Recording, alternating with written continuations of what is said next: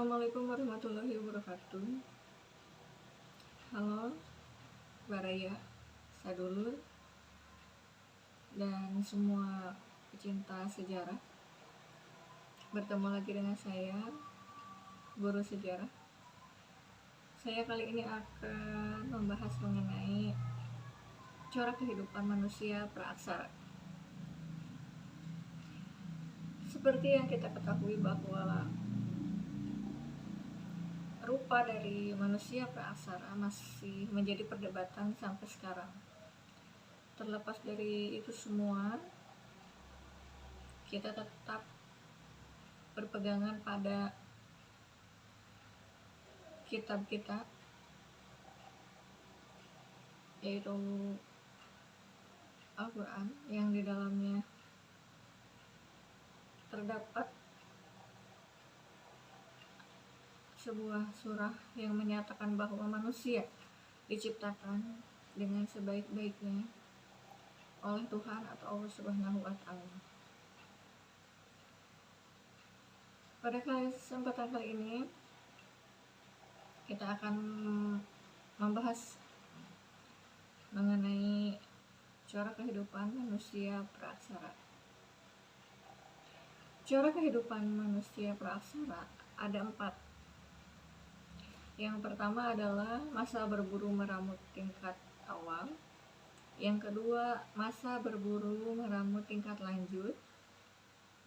Yang ketiga, masa bercocok tanam. Dan yang keempat adalah masa perundagian. Kita akan bahas satu persatu. Yang pertama, kita akan membahas mengenai masa berburu meramut tingkat sederhana. Perlu diketahui bahwa pada masa kehidupan bangsa Indonesia, masa praaksara, keadaan alam Indonesia masih berbentuk hutan dengan kondisi yang sangat panas. Apabila kita merasa sekarang panas, ketika masa praaksara, matahari jauh lebih panas daripada matahari yang panas yang kita rasakan sekarang. Hal ini disebabkan karena pada masa itu bumi masih mengalami perkembangan, di mana alam pun masih ganas, matahari masih sangat terik.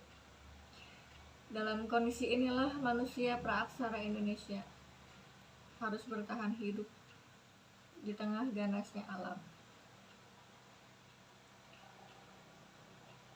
Yang perlu kita ambil dari kehidupan manusia praaksara adalah mereka adalah orang-orang yang kreatif, di mana mereka mampu bertahan di tengah ganasnya alam dan segala keterbatasan yang ada pada saat itu. Buktinya apa? Buktinya mereka mampu membuat alat-alat dari batu, tulang, dan juga kulit kerang, termasuk peninggalan dari masa berburu meramu tingkat sederhana ini. Peninggalannya adalah alat-alat yang terbuat dari batu dan tulang. Kehidupan kesederhanaan mereka perlu kita syukuri, karena kehidupan kita yang sekarang jauh lebih maju dibandingkan mereka. Jadi apabila kita merasa kita terjepit atau kita kesusahan pada saat ini, maka berkacalah dari masa lalu. Ada yang lebih hidupnya lebih sederhana, terbatas dibandingkan kita yang sekarang sudah lebih modern dan maju.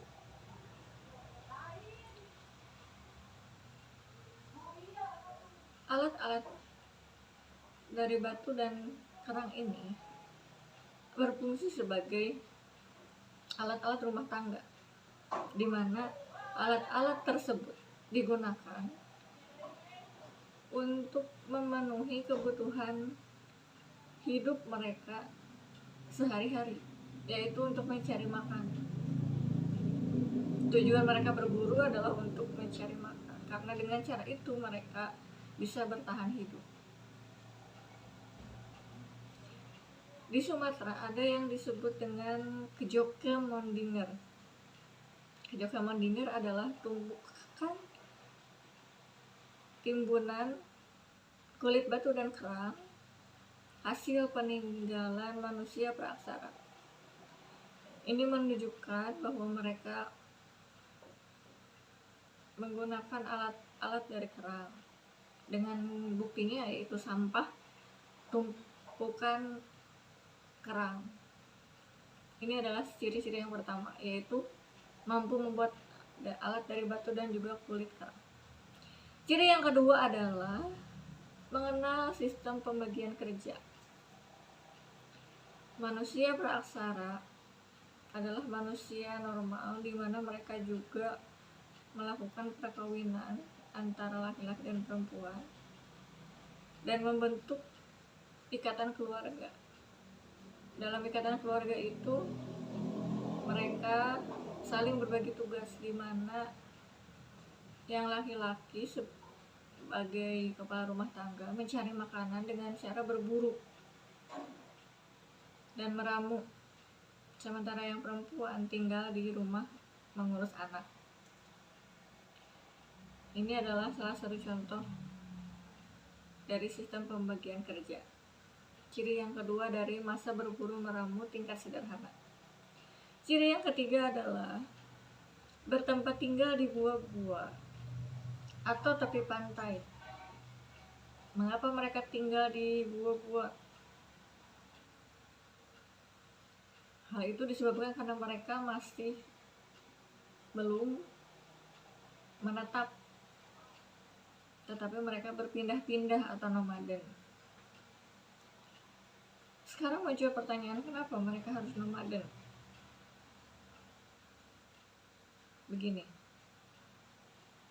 suatu saat hewan buruan mereka akan habis apabila terus diburu oleh mereka. Kalau hewan buruan itu habis, maka mereka harus mencari ke tempat lain di mana terdapat hewan buruan lainnya yang bisa mereka dapatkan. Kalau mereka tidak mendapatkan hewan buruan, mereka tidak akan makan, ya mereka akan mati. Oleh karena itu, saat hewan buruan di tempat ini yang awalnya mereka singgahi habis, mereka akan pindah ke tempat lain. Begitu juga demikian, apabila di sini habis, maka akan pindah ke tempat yang lain, tempat di mana ada hewan buruan. Itu sebabnya mereka hidup nomaden atau berpindah-pindah. Ini adalah ciri yang keempat dari masa berburu meramu tingkat sederhana. Ciri yang kelima dari masa berburu meramu tingkat sederhana adalah mengenal tradisi melukis. Mereka sudah mengenal cara menghormati roh yang sudah meninggal. Mereka beranggapan bahwa orang yang sudah meninggal harus dihormati, diabadikan. Oleh karena itu mereka melukiskan kisah mereka di dalam dinding-dinding gua. Nah, ini sebagai pertanda penghormatan terhadap roh yang sudah meninggal tadi.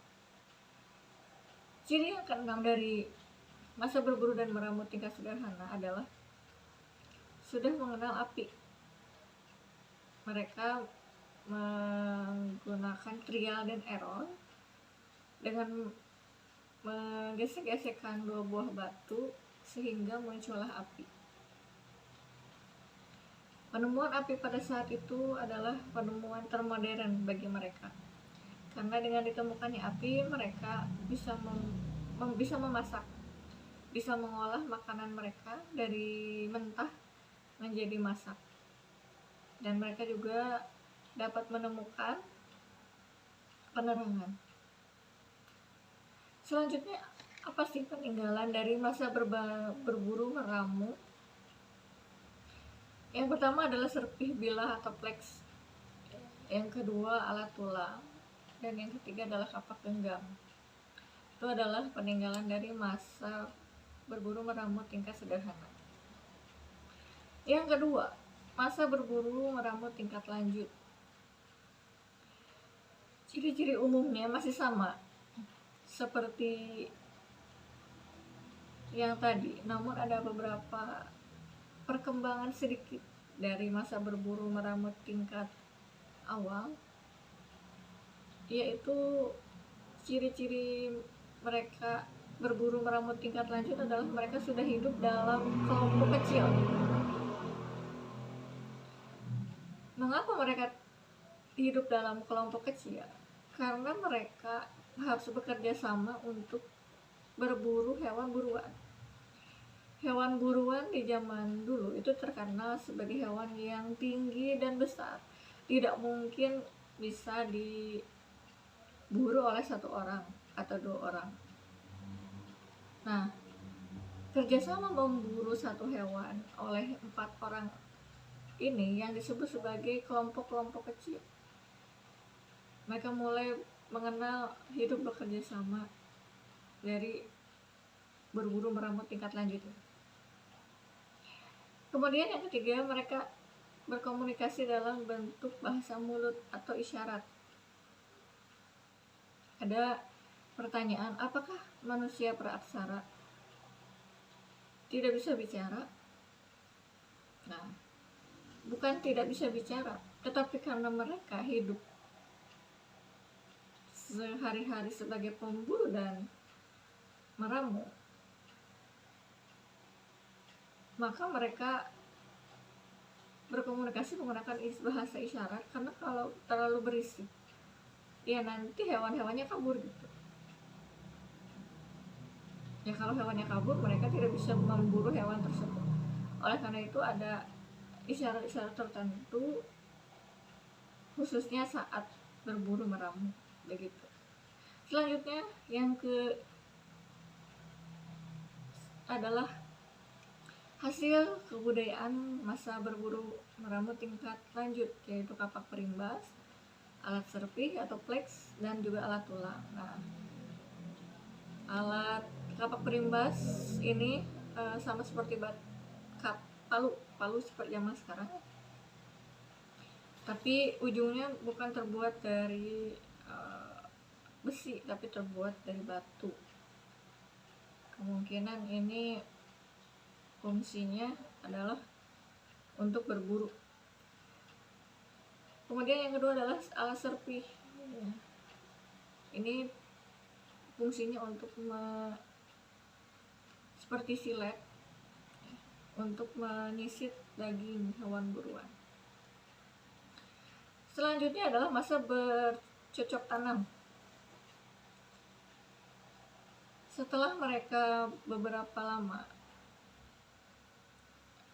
berburu dan meramu, hewan buruan mereka mulai habis nih. Sehingga muncullah pemikiran dari mereka untuk menanam sendiri hasil atau menanam sendiri bahan makanan mereka. Berawal dari mereka melihat tanaman yang terguyur hujan kemudian tumbuh menjadi tanaman yang besar. Dari sinilah mengilhami mereka untuk melakukan bercocok tanam. Apa sih ciri-cirinya? Yang pertama adalah untuk menanam tanaman, mereka harus membakar dulu hutan dan menebang pepohonan yang ada. Tetapi bukan illegal logging, mereka tebang kemudian tinggalkan, tidak. Tapi manusia beraksara dulu menebang dan membakar hutan yang kemudian mereka menanaminya kembali. Nah, sehingga jadilah lahan sawah dan juga kebun. Mereka menanaminya dengan beberapa tanaman seperti padi, ya. sehingga terciptalah apa yang disebut dengan ladang.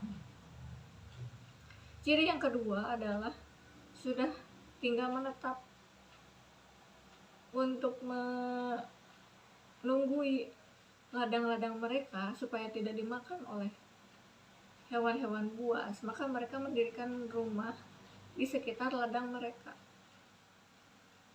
Semakin banyak orang yang memiliki ladang, semakin banyak rumah yang berdiri. Dari sinilah awal mulanya terjadinya perkampungan. Ciri yang keempat adalah mengenal gotong royong. Mengurus ladang tidak bisa satu atau dua orang, tapi harus beberapa orang. Salah satunya adalah contoh ketika membajak sawah. Itu membutuhkan hewan dan juga membutuhkan beberapa orang. Sehingga di sini muncullah kerjasama dalam mengurus ladang, sehingga akhirnya muncul apa yang disebut dengan hidup gotong royong. Ciri yang selanjutnya adalah mengenal pembagian kerja. Manusia praksara menikah antara laki-laki dan perempuan, hidup berkeluarga, yang laki-lakinya pergi ke ladang, sementara yang perempuan diam di rumah mengurus anak dan memasak. Apa sih penghasil peninggalan dari masa bercocok tanam ini? Yang pertama adalah beling persegi, kapak lonjong, alat-alat obsidian, mata panah, gerabah, alat pemukul dari kayu, perhiasan. Itu adalah adalah hasil kebudayaan masa bercocok tanam. Pada masa ini sudah dikenal sistem kepercayaan, yaitu animisme. Mereka mempercayai bahwa roh orang-orang yang sudah meninggal itu harus dihormati. Yang kedua adalah dinamisme, yaitu kepercayaan di mana menurut mereka dalam satu benda itu memiliki roh atau kekuatan. Nah, itu adalah kepercayaan manusia praksara. Selanjutnya adalah masa perundagian. Masa perundagian adalah masa di mana terdapat perubahan mata pencaharian, tetapi tidak mengubah semuanya. Justru di zaman masa perundagian, masyarakat praaksara memiliki beberapa pekerjaan. Ada yang berladang, ada yang sebagai tukang pandai membuat alat-alat dari besi. Jadi tidak ada dalam satu golongan pekerjaan gitu ya di masa perundagian ini. Ciri-ciri dari masa perundagian, yang pertama, mereka sudah menetap di desa atau di tepi pantai. Mereka tidak lagi berpindah-pindah, ya, tapi mereka sudah tinggal di tepi pantai seperti tadi masyarakat Sumatera yang meninggalkan Kejokamandingar di pinggir pantai Sumatera, ya, sampah bekas kulit kerang. Nah, itu adalah salah satu contoh bahwa masyarakat praksara itu tinggal di tepi pantai. Yang kedua adalah mengenal sistem barter. Di sini belum dikenal uang, tapi adanya tukar menukar barang dengan yang seharga. Misalkan beras dengan buah, atau misalkan kelapa dengan jeruk, dengan seharga, ya, barang-barang yang seharga. Dengan demikian sistem ekonomi di sini sudah mulai ada dan berjalan. Yang selanjutnya adalah di sini sudah mengenal adanya pemimpin. Mereka menyebut pemimpin mereka adalah sebagai kepala suku. Di zaman perundagian ini, mereka meninggalkan alat-alat yang terbuat dari batu besar sehingga disebut sebagai zaman megalitikum. atau zaman batu besar. Ini disebabkan karena kepercayaan mereka terhadap nenek moyang, sehingga mereka menghasilkan bangunan-bangunan yang fungsinya itu untuk memuja kepada roh nenek moyang. Contoh dari benda-benda tersebut adalah, yang pertama adalah menhir, yang kedua punden berundak, yang ketiga kubur batu, yang keempat dolmen, dan yang kelima arca batu. Yuk kita bahas satu-satu. Menhir, apa itu menhir? Yaitu sebuah tugu batu yang besar, tinggi menjulang ke atas. Yang batu itu tujuannya untuk menghormati roh nenek moyang. Jadi menurut mereka semakin tinggi bangunan, semakin dekat dengan roh nenek moyang. Karena menurut mereka nenek moyang itu ada di langit, maka perlu bangunan yang tinggi menjulang agar maksud mereka itu sampai ke nenek moyang melalui batu itu. Ya, nenek moyang yang ada di langit itu bisa sampai gitu doa-doa mereka melalui batu itu. Nah itu mungkin saya tafsirkan seperti itu. Yang kedua adalah punden berundak. Punden berundak ini sekarang berakulturasi dengan Candi Borobudur dari Hindu. Bentuknya yang berundak-undak, padahal ini aslinya adalah budaya warisan lokal dari Indonesia, yang tadinya pada masa megalitikum punden berundak ini digunakan untuk melakukan pemujaan terhadap roh nenek moyang. Bangunan bertingkat-tingkat, dari bawahnya besar, semakin ke atas semakin kecil, itu adalah punden berundak-undak. Fungsinya adalah untuk memuja roh nenek moyang. Yang ketiga adalah kubur batu. Kubur batu adalah semacam nisan, namun agak tinggi ya, agak tinggi. Nah itu fungsinya sebagai kuburan nenek moyang zaman dulu. Nisan yang sekarang kita kenal itu adalah nisan bawaan dari kebudayaan Islam, bukan hasil kebudayaan lokal kita. Ya, dulu masih terbuat dari batu. Kemudian ada waruga. Waruga adalah sebuah peti yang terbuat dari batu. Nah ini diduga dulu manusia praksara yang meninggal dimasukkan ke dalam peti tersebut. Nah ini yang namanya waruga.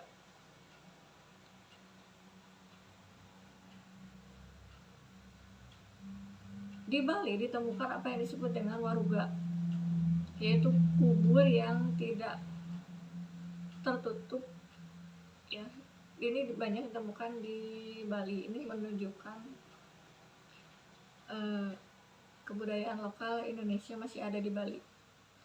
Kemudian ada sarkofagus. Sarkofagus ini adalah sebuah peti yang terbuat dari batu. Kemungkinan besar dulu ini adalah dipakai untuk masyarakat praksara yang meninggal. Ya. Yang terakhir adalah dolmen. Dolmen adalah berfungsi sebagai meja sesajen. Jadi dolmen ini terbuat dari batu khusus ya, yang dimana fungsinya itu tempat menyimpan sesajen di atas batu itu. Biasanya dipakai pada saat upacara-upacara pemujaan terhadap leluhur. Selanjutnya adalah arca batu. Arca batu menyerupai pahatan. Karena manusia praksara dulu belum mengenal tulisan, mereka menulis ya, dengan cara menyerupai binatang atau manusia. Jadilah sebuah arca ya, dengan ciri-ciri wajahnya itu seperti orang Negrito ya. Dan mereka menganggap itu adalah perwujudan dari nenek moyang, dan arca batu itu digunakan sebagai objek pemujaan. Nah demikianlah ya, corak kehidupan manusia praksara Sampai jumpa pada materi selanjutnya. Terima kasih. Wassalamualaikum warahmatullahi wabarakatuh.